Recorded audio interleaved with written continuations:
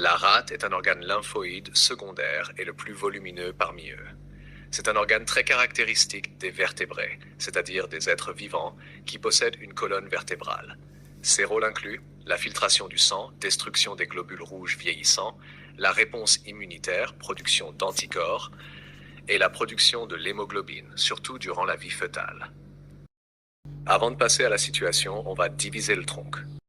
Pour diviser le tronc en 9 régions topographiques, on utilise 4 lignes de division spécifiques. 2 lignes horizontales et 2 lignes verticales. Voici les détails de ces lignes. Tache-tache, ligne horizontale. 1. Ligne subcostale. Elle est tracée juste en dessous des côtes inférieures, généralement au niveau du bord inférieur de la 10e côte. Cette ligne sépare les régions hypocondriques, supérieures, des régions flancs, moyennes. 2. Ligne interépineuse. Elle est tracée entre les épines iliaques antéro-supérieures, les points osseux à l'avant des hanches. Cette ligne sépare les régions flancs moyennes des régions inguinales ou fosses iliaques inférieures.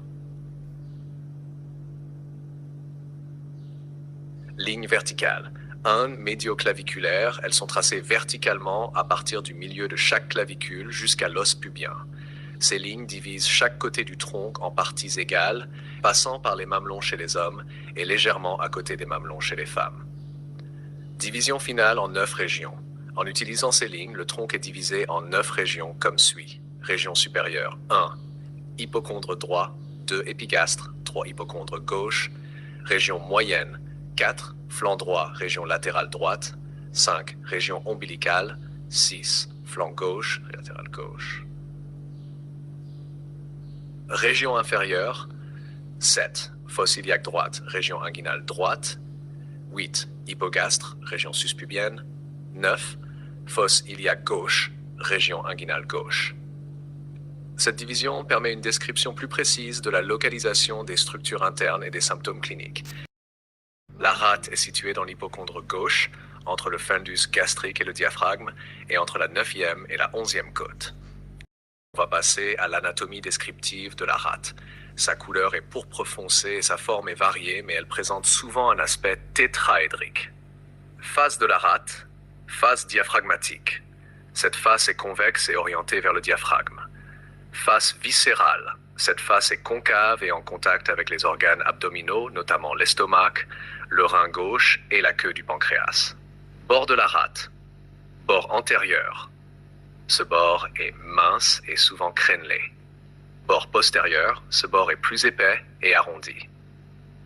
Pôle de la rate, pôle supérieur, ce pôle est arrondi et dirigé vers le haut et légèrement vers l'arrière. Pôle inférieur, ce pôle est plus pointu et dirigé vers le bas et légèrement vers l'avant. Consistance. En raison de sa consistance ferme, mais de sa cohésion faible, la rate est friable et se déchire facilement lors de traumatismes. Mesure. Son poids est d'environ 200 grammes chez l'adulte et il est significativement plus léger chez l'enfant, autour de 17 grammes.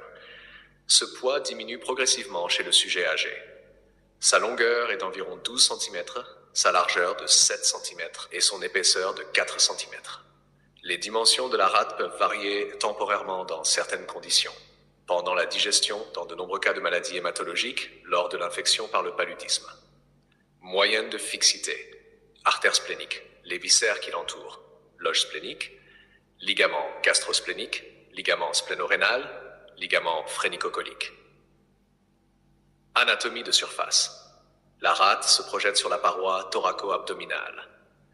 De face, cette projection ne dépasse pas le rebord costal gauche. De profil, elle se situe entre la 9e et la 11e côte. Son extrémité antérieure ne dépasse pas la ligne médioclaviculaire. L'extrémité postérieure est située à 5 cm de la ligne médiale dorsale. La rate est mate à la percussion. Cette percussion difficile doit s'effectuer le long de la 11e côte, dite côte splénique. La rate, normalement, ne peut pas être palpée.